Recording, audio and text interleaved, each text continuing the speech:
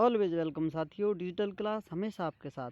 दोस्तों, ये strength of materials की सीरीज चल रही है। जो भी कंटेंट अब तक आपने पढ़ा है और आगे इस वीडियो में पढ़ने वाले हैं, वो सभी कंटेंट आप पीडीएफ फॉर्मेट में डाउनलोड कर सकते हैं। आप चाहें तो फोटो कॉपी करा सकते हैं। Strength of materials download complete notes with full video solutions.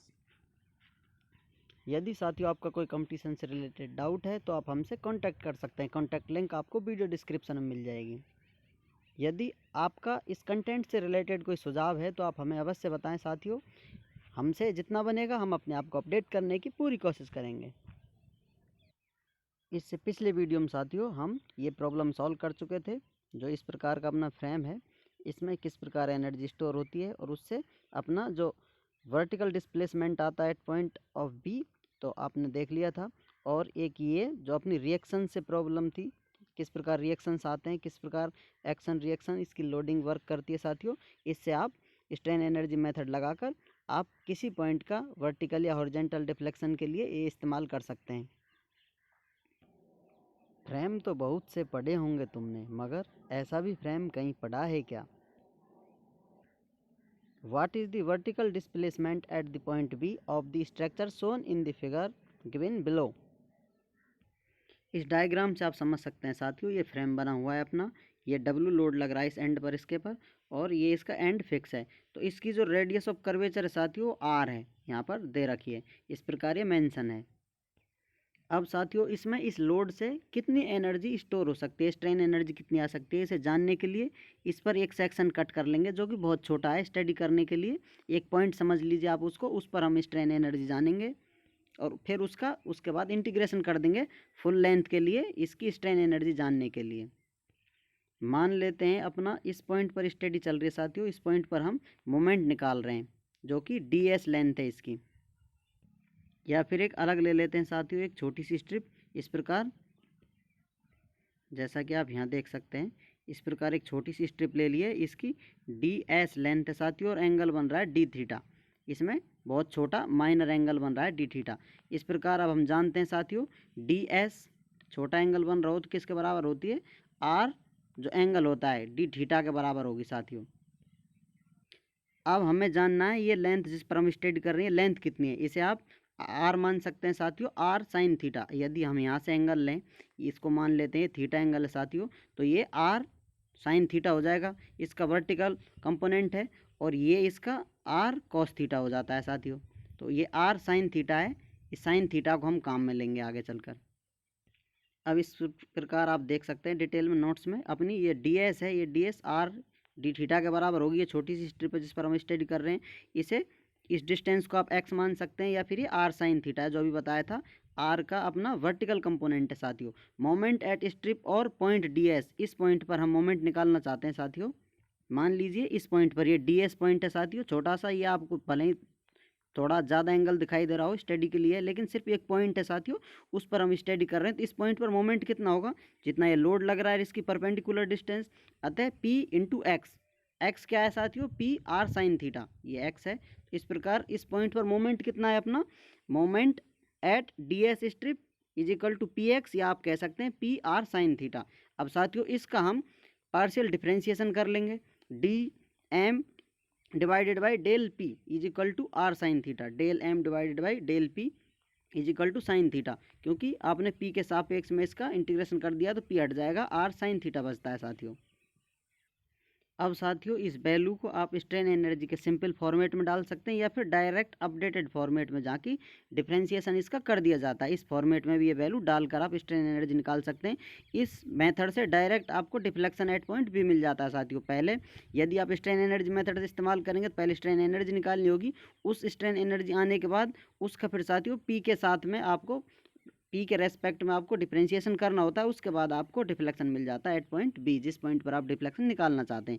यहाँ पर हमने इस फॉर्मूले को अपडेट कर रखा है, पहले से इस्तेमाल करते आ रहे हैं। इस फॉर्मेट में दोनों मोमेंट और ये इसका डिफ्रेंशिएशन का अपन ने फॉर्मेट ले रखा है। इसमें अब ये वैल्यू पुट कर देंगे अपन। मोमेंट, ये लिमिट लगा रखी है साथियों की, इसकी लिमिट है 0 से π/2। क्योंकि साथियों ये डी एस की स्ट्रिप है अपनी, जो ये स्ट्रिप बनी हुई है, इसकी जो एंगल है बीच में डी थीटा है, ये मैक्सिमम कितना हो सकता है साथियों, मैक्सिमम हो सकता है 90। इस प्रकार बढ़ सकता है मैक्सिमम, ये π/2 के बराबर हो सकता है। अतः ये वैल्यू लिमिट के लिए हमने लगा दी है। ये अपना ds इंटीग्रेशन एलिमेंट है डिवाइडेड बाई ई आई, ये स्ट्रेन एनर्जी के फॉर्मूले से आता है साथियों। इस प्रकार अब इसे हम आगे सॉल्व करते हैं। तो ये सारी वैल्यू पुट कर देंगे जो हमने अभी कैलकुलेट कर रखी थी, ये सारी वैल्यू अभी इस्तेमाल करेंगे, इनमें वैल्यू डाल देंगे। तो आपको Y B is equal to limit integration की 0 से π/2 ब्रैकेट में पी आर साइन थीटा ये मोमेंट है साथियों, इंटू आर साइन थीटा ये del M divided by del P है, इंटू डी एस हम जानते हैं साथियों आर थीटा के बराबर होती है, आर डी थीटा के बराबर। यहाँ आप देख सकते हैं ये अपनी डी एस है, आर डी थीटा के बराबर है। इस प्रकार इसको रिप्लेस कर दिया है आर डी थीटा से, और ई आई अपना बटे में था इसके डिवाइडेड बाई ई आई है, तो ये ई आई नीचे आ गया है साथियों।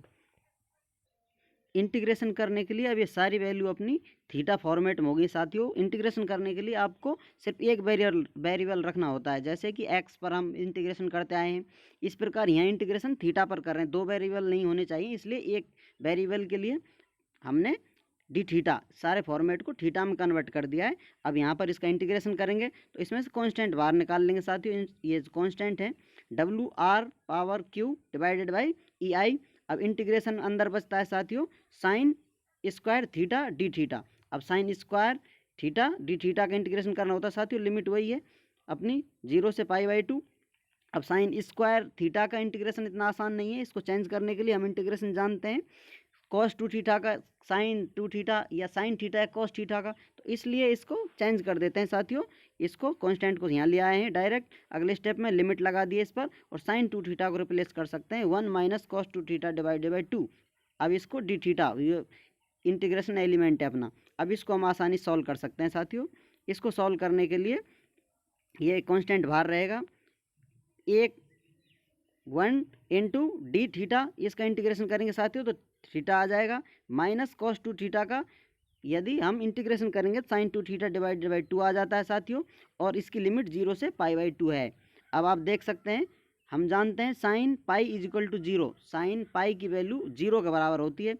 तो अब ये वैल्यू पुट करेंगे साथियों इसमें इंटीग्रेशन में, ये अपनी लोअर और अपर लिमिट इस्तेमाल करेंगे। पहले हम अपर लिमिट, ये सेम वैल्यू नीचे आ गई है कांस्टेंट है, पहले अपर वैल्यू डालते हैं साथियों, अपर वैल्यू माइनस लोअर वैल्यू, ये होती है लिमिट होती है जो वैल्यू की, upper limit minus lower limit, फिर माइनस का साइन है साथियों तो माइनस का साइन।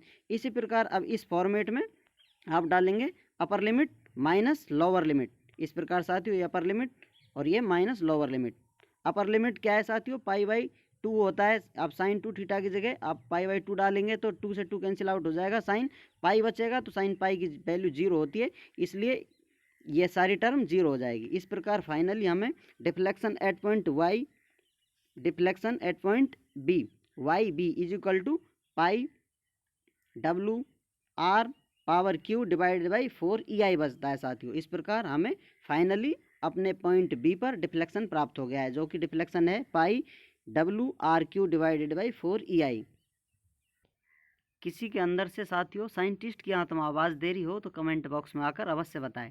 ये जो हमने टर्म इस्तेमाल किए साथियों आप देख सकते हैं, इनका इस्तेमाल आप इस प्रकार भी कर सकते हैं।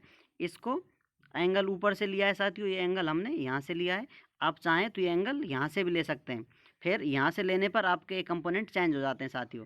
ये अपना वर्टिकल कंपोनेंट बन जाएगा और ये अपना हॉरिजेंटल कंपोनेंट बन जाता है, वैल्यू सेम रहेगी, फाइनली हमको वही आंसर मिलेगा साथियों। आप चाहें तो ट्राई कर देख सकते हैं। इंटीग्रेशन का काम ये होता है साथियों, किसी एक पॉइंट पर आप स्टडी कर लें और फिर उसके बाद उसका इंटीग्रेशन कर दें तो वो सारे इन पॉइंटों को जोड़कर आपको फाइनल सॉल्यूशन या आंसर दे देता है। इस प्रकार हमने सिर्फ डीएस स्ट्रिप पर स्टडी की है, हम जानते हैं ऐसी स्ट्रिप से मिलकर ये लेंथ बनी हुई है, तो इसका इंटीग्रेशन करने पर हमें मोमेंट मिल जाता है, ये पूरी इंटीग्रेशन करने पर इसकी लेंथ मिल जाती है। इस डीएस लेंथ को हमने एंगल में कन्वर्ट कर दिया था डी थीटा में, आर डी थीटा में। अब डी थीटा मैक्सिमम थीटा हो सकता है साथियों, तो अपनी ये फुल लेंथ कवर हो जाती है स्ट्रेन एनर्जी के लिए।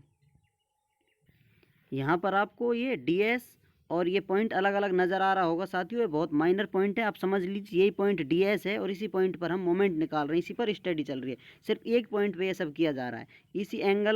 इसी पॉइंट का एंगल थीटा है ये, और इसी पॉइंट को इस प्रकार आप सिर्फ पॉइंट पर ही एंगल नापेंगे तो वो डी थीटा के बराबर होता है। दुखाऊं मैं सर जाते जाते तुम्हारा, ऐसा तो मेरा इरादा नहीं, मगर सर आपका दुख ही रहा है तो आप कमेंट कर सलाह ले सकते हैं किस प्रकार आपको शांति मिल सकती है। चैनल को सपोर्ट करने के लिए और वीडियो को अंत तक देखने के लिए आपका बहुत बहुत धन्यवाद।